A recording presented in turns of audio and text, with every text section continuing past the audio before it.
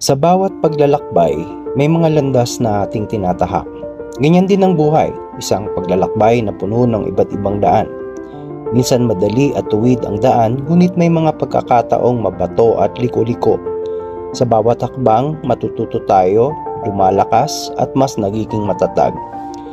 Tulad ng isang landas, may mga sandali tayong napapadpad sa maling direksyon. Pero huwag mag-alala dahil ang bawat pagkakamali ay pagkakataon upang matuto at bumangon muli.